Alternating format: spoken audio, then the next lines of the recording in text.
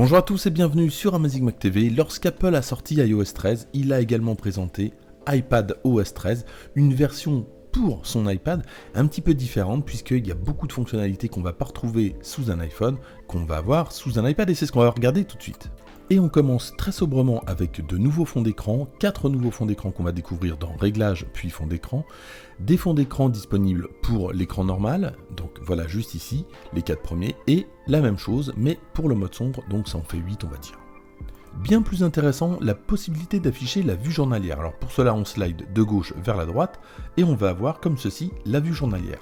Plus intéressant encore, on va avoir des réglages en fait qu'on va pouvoir modifier. Tout en bas, on va cliquer sur modifier et regardez, on va pouvoir ajouter cette vue journalière en permanence. Car si vous ne cochez pas cette case-là, dès que vous allez slider de droite à gauche, vous allez perdre cette vue en question. Alors par contre, la vue journalière ne sera utilisable que sur la première page, mais c'est déjà pas mal. Et encore mieux, on va pouvoir diviser en deux la barre journalière. Alors tout simplement, je vais prendre n'importe quel widget, ici la bourse, et je vais la glisser en haut dans cette partie-là, et regardez ce que ça donne. J'ai donc ma barre journalière coupée en deux, avec simplement un widget ou deux très important, et si je veux les autres, évidemment, je slide, mais je ne peux en laisser qu'un, c'est vraiment pratique si on a besoin de se concentrer sur un seul widget et pas sur tous. On peut donc se fabriquer très rapidement un petit espace de travail plutôt sympa. Autre nouveauté, on a plus d'icônes, on a maintenant 5 lignes et 6 colonnes, ça fait 30 icônes par page.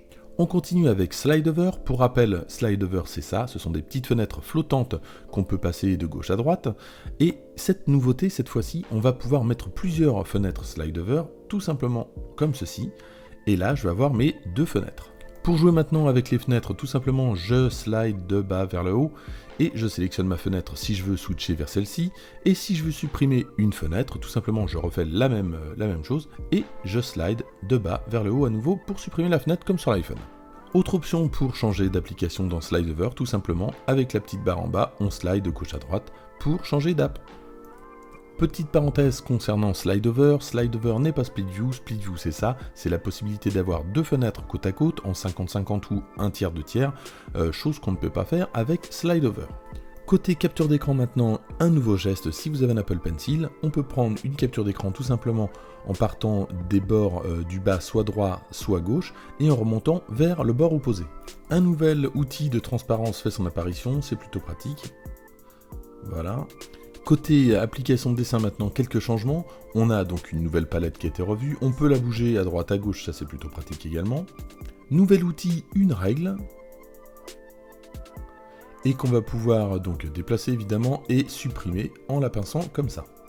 Et vous l'avez vu dans la barre, voilà quelques nouveaux outils qui sont quand même plus réalistes, on comprend mieux à quoi ils servent.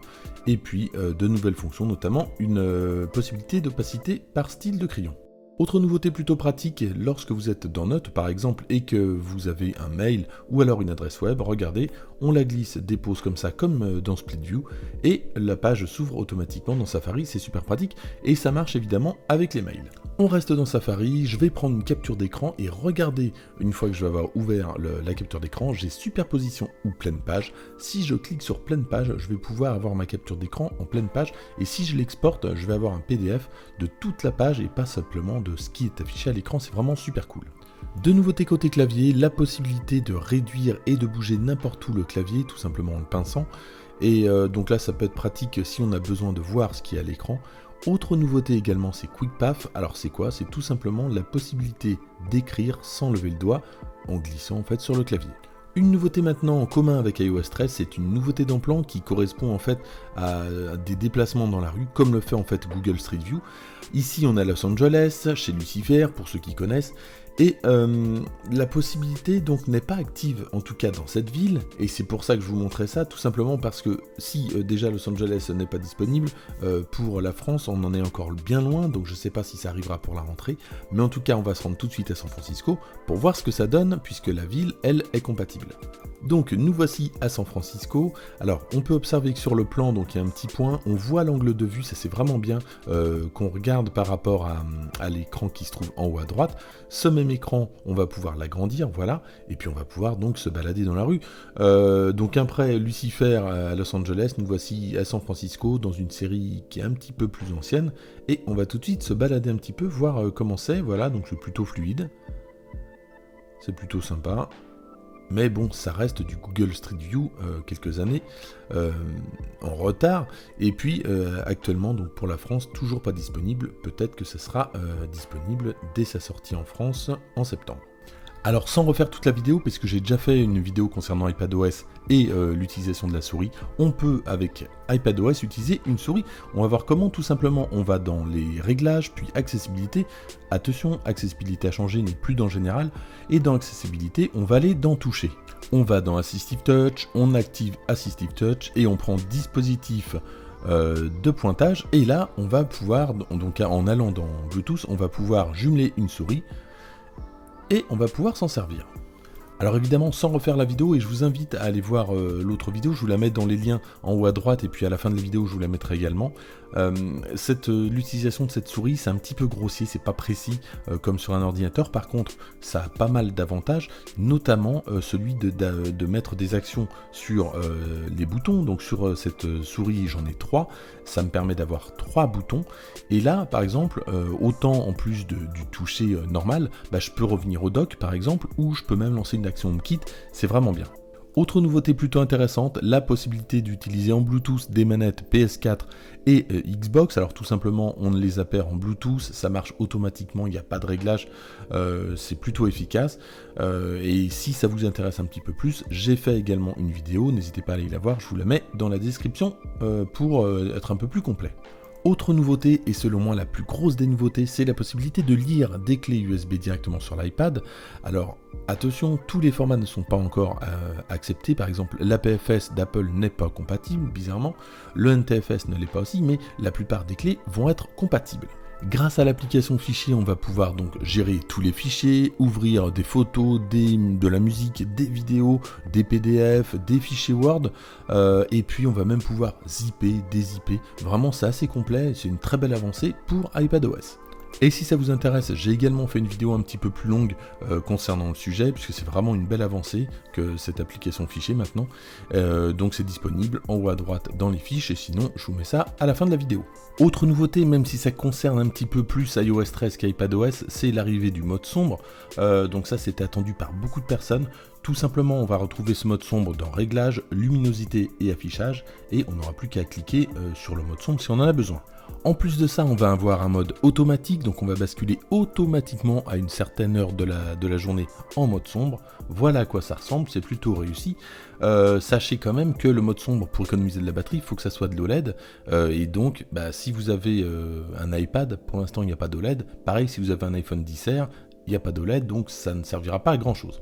On enchaîne directement sur l'application Raccourci qui est automatiquement installée maintenant, contrairement à l'année dernière. Alors pour rappel, c'est une application qui est arrivée en septembre 2018, qui est une ancienne application rachetée par Apple qui s'appelait Workflow et qui permet d'automatiser pas mal de tâches, et son interface a complètement été repensée cette année. Alors je passe très vite sur cette application puisqu'il y a encore pas mal de bugs dans la bêta 1. Au niveau des automatisations, on voit qu'on a récupéré celles qui se trouvaient dans Maison et on a justement de nouvelles choses, notamment concernant l'audio. L'exemple typique ici, c'est un détecteur détecte un mouvement et va lancer de la musique sur le HomePod. Alors, ce que je vous disais tout à l'heure, tout ne fonctionne pas encore. Techniquement, ça a l'air d'être possible, en tout cas si on suit le pas à pas, comme ici. Mais quand je fais le test, certaines chansons ne fonctionnent pas. Alors je peux pas lui dire d'aller piocher pour le moment dans une playlist d'Apple Music. Ça va simplement me reprendre la lecture audio, qui était aussi une option, mais c'est pas ce que je lui demande, et donc ça marche à moitié. Mais ça on verra dans une prochaine vidéo. Encore une nouveauté dont on a déjà parlé dans une autre vidéo, je vous mettrai le lien, encore une fois, c'est Sidecar, donc la possibilité d'avoir une recopie d'écran ou alors un bureau étendu de son MacBook sur son iPad. Concernant l'iPad, il n'y a pas grand chose à faire puisqu'il faut juste être en iPadOS et il faut être en Catalina pour le Mac. En plus d'avoir cette recopie d'écran ou ce bureau étendu, on va pouvoir, si on a un PDF par exemple de lancer sur le Mac, pouvoir l'annoter si on a un Apple Pencil depuis l'iPad, c'est vraiment ultra pratique. Très rapidement maintenant, l'application Maison qui a changé un petit peu, mais c'est plus une nouveauté iOS 13 qu'iPadOS. Donc voilà à quoi ressemble la nouvelle application Maison. Lorsqu'on sélectionne une lampe par exemple et qu'on veut changer l'intensité, on a directement la couleur, c'est un petit peu plus sympa. Et puis pour chercher d'autres couleurs, on va directement dans le petit rond en bas à droite pour avoir la palette complète de couleurs. Et pour terminer les nouveautés sur iPadOS, l'application photo qui a été redesignée, donc un nouveau style de présentation, on va pouvoir les présenter par jour, mais aussi par semaine, par mois, et suivant ce qu'on a, des photos, des films, ça va s'afficher d'une manière un petit peu différente, et quand on passe dessus, le film par exemple va se lancer automatiquement, c'est super joli. Autre nouveauté encore plus intéressante concernant photo, c'est la possibilité de faire ce qu'on fait aux photos directement aux vidéos. Donc on va pouvoir leur ajouter des filtres et puis surtout exercer des rotations directement depuis l'application photo, chose qu'on ne pouvait pas faire avant directement nativement avec cette application. Voilà pour les nouveautés d'iPadOS 13, merci d'avoir suivi cette vidéo et si ça vous intéresse, je vous mets en lien donc les vidéos dont je vous ai parlé à la fin de cette vidéo. Et avant de terminer, comme je l'ai déjà fait dans d'autres vidéos, je vous ai présenté des produits que j'aime beaucoup et que j'utilise. Alors il n'y a pas de rémunération, je gagne rien si vous les achetez. Ces produits, j'en ai parlé dans cette vidéo, ce sont des produits Saatchi, j'aime beaucoup la marque. C'est une société californienne qui est bien inspirée côté design. Alors certes avec des tarifs pas loin à l'Apple, mais vraiment des produits plutôt sympas. Et ici donc une souris dont j'ai parlé tout à l'heure. Et cette souris je l'aime vraiment beaucoup, non seulement elle est plutôt design, les couleurs sont vraiment jolies et puis elle est surtout assez ergonomique. J'aime pas beaucoup l'ergonomie justement de la souris d'Apple, donc j'ai préféré celle-ci. 3 boutons, la molette et les 2 boutons gauche-droite, toute simple. Elle est en Bluetooth, elle est rechargeable en batterie avec son câble micro USB intégré. Et l'autre produit c'est encore un Saatchi, c'est un hub USB vers jack, HDMI, USB et USB-C, et avec toutes les nouveautés d'iPadOS, franchement, je pense que maintenant c'est indispensable d'acquérir ce genre de périphérique. Voilà pour cette vidéo, merci de l'avoir suivi. Si vous avez aimé, n'hésitez pas à la liker, à la partager et à vous abonner. Et puis je tiens à remercier aussi tous ceux pour les autres vidéos qui prennent du temps pour la regarder et puis qui les like, ça demande un petit peu de temps. Mais en tout cas, c'est plutôt sympa. Moi je vous dis à très bientôt.